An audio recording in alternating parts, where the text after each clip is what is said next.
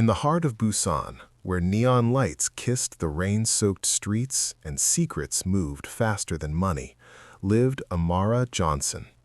Welcome to our channel. If you are watching us for the first time, kindly hit the like button, support us by subscribing for more powerful love stories, emotional and cinematic storytelling, and tell us in the comments section the city you're watching from. Amara was 46, black, elegant, sharp-eyed. She wasn't loud. She didn't need to be.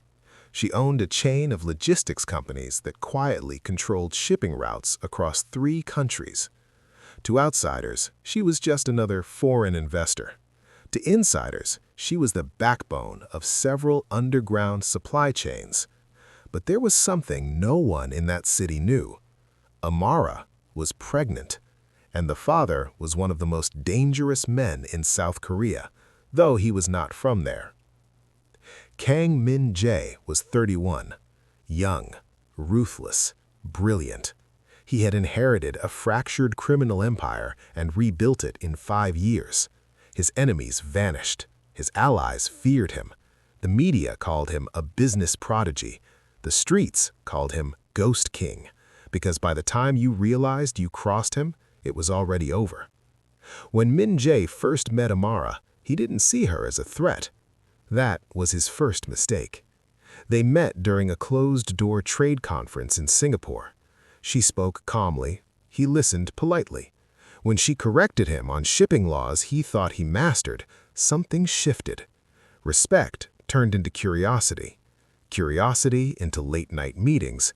Meetings into trust. And trust into something far more complicated. Min-jae promised nothing out loud, but his actions spoke volumes. Private flights, encrypted calls at dawn. Bodyguards stepped back when she entered the room. For the first time in years, Amara let herself believe in possibility. Not love, she was too wise for that illusion, but partnership. Until the night she told him she was pregnant.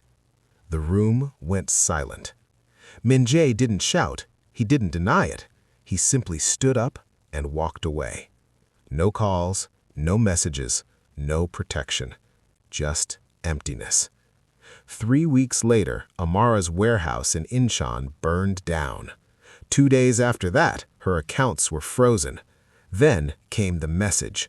Cold, calculated, and devastating. Handle it. This child is not my problem. That was the moment Amara stopped waiting. She didn't cry. She didn't beg. She planned. Amara disappeared from public view, but behind the scenes, she moved like a chess grandmaster. She bought debts tied to Min-jae's allies. She rerouted shipments he depended on. She fed false information to his rivals, just enough to make them suspicious, not enough to expose her. Min-jae felt it before he understood it. Money slowed. Trust cracked. Whispers started. And then the invitation arrived. An exclusive gala in Seoul. Press everywhere. Politicians, investors, celebrities. Min-jae arrived in his tailored suit, calm as ever. Then the doors opened. Amara walked in, pregnant, radiant, unapologetic. Cameras turned, murmurs exploded. She walked straight up to him, and in a voice steady enough to silence the entire room, she said, "You got me pregnant and abandoned me. Now you will listen." Gasps. Min-jae's face hardened, but his eyes betrayed him. Fear. Amara didn't shout. She exposed. She revealed contracts tying Min-jae's empire to international sanctions.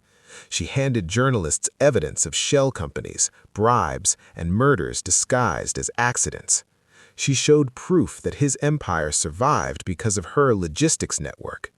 Then came the final blow.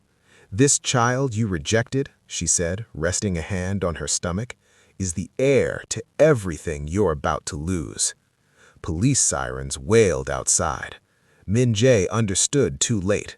He hadn't been betrayed. He had been outplayed. Min-jae was arrested that night. His empire collapsed within weeks. Amara left Korea quietly. Months later, she gave birth to a healthy baby boy. She named him Legacy, not because of his father, but because of the woman who refused to be discarded. Final words. And that's the lesson here. Never mistake silence for weakness. Never underestimate a matured woman with nothing left to lose. And never abandon someone who knows your entire empire better than you do. Because sometimes, the real mafia boss isn't the man with the guns. It's the woman who waited, planned, and struck once.